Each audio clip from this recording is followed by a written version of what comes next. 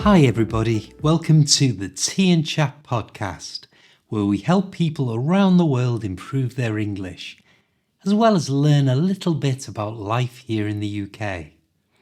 This is a live conversation, so you'll hear some ums and ers, and maybe a few sentences that aren't perfectly grammatically correct, but that's how native speakers talk in real life, so it's great practice for improving your natural English. You can download a free guide to the vocabulary used today from the link in the description. However, if you're already a member of our community, it's already in your inbox. I'm Steve, your host, and as always, I'm joined by Kerry. Hi everyone, please just give me a moment. I'm just getting James on the line. I'm here, thanks, Kerry. Hi, Steve. Sorry for being a little tardy. No problem, James. And actually, your use of the word tardy is ideal, because today we're going to be talking about British words and phrases that English learners probably have never been taught before, and tardy is a great start. Can you explain what it means, please? Of course. Tardy is another way of saying late. For example, a teacher might shout at a student for being tardy, handing their homework in. We're off to a good start, but I'm going to say a phrase I heard this morning. All of a doodah. That's brilliant. Who said it and why? It was my mum, and she'd just been told that her hospital appointment had been changed from next week to today. So explain to our listeners what all of a doodah means. That sounds really fun to say. All of a doodah. It means to be in a panic or excited. She used it because she thought she had nothing to do today, and now she has to go to hospital. I've got one I heard the other day while I was earwigging on the bus. Earwigging? Yes, that's the word, earwigging. It means to listen to other people's conversations. I hate it when people do that. It's so rude. You earwig all the time. I do not. Anyway, James, give us a posh word. Sure. What about a tepidophobia?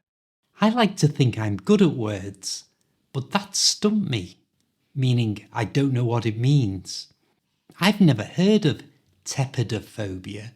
It's obviously a fear of something because of the phobia at the end, but you're going to have to tell us what it means. It's the fear of badly made tea. Get lost.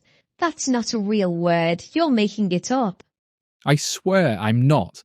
Tepidophobia is the fear of badly made tea. I sort of understand when you'd use it.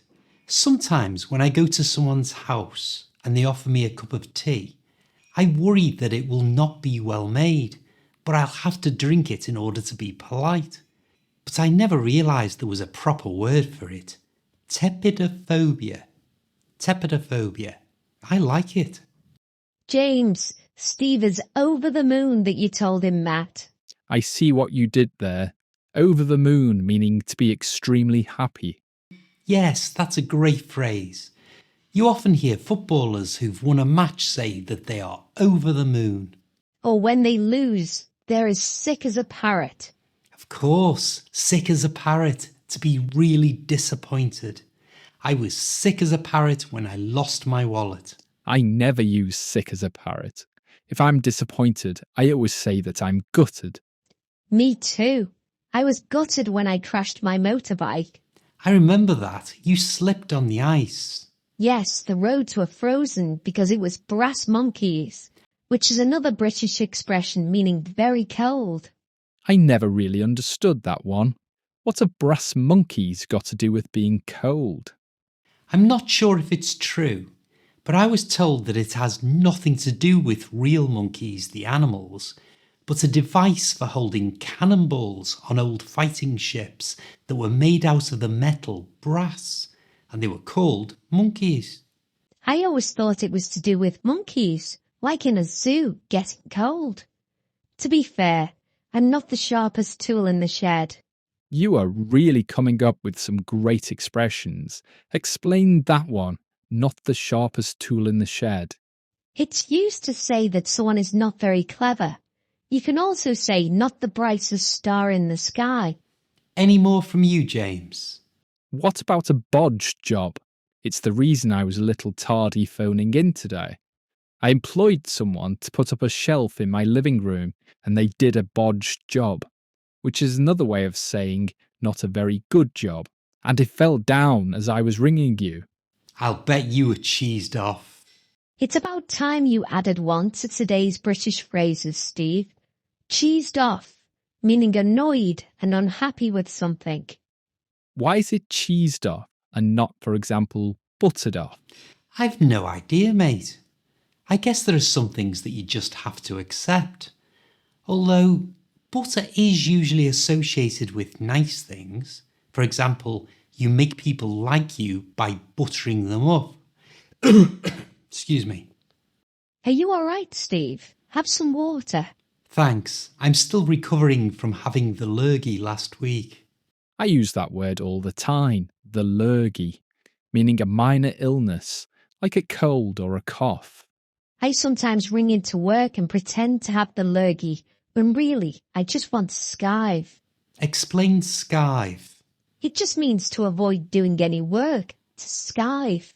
I hope you've never done it to me. Never. I love being here. It's fan-dabby-dozy, which is another way of saying it's really good or even fantastic. Didn't that come from a children's programme? I believe it did. You don't hear it much anymore, but it always gets a smile when it's used. Fan-dabby-dozy. Did you fix your shelf, or was it too much faff? It only took a few minutes, so it wasn't too much trouble, or as you said, faff. And it's all hunky-dory now, or as you would say, fan-dabby-dozy. Now you're taking the mickey. And taking the mickey means to tease or make fun of someone. Some people take the mickey out of me because my hair is so grey. You're like a silver fox or a handsome older man. Thanks, Chuck. And on that note, I think we'll call it a day, which is another way of saying we'll bring things to a close. Remember, you can download a guide to all these phrases as well as a quiz by clicking the link in the description. But for now, from Kerry, Bye. and James, Bye-bye. and me, ta-ra till next time.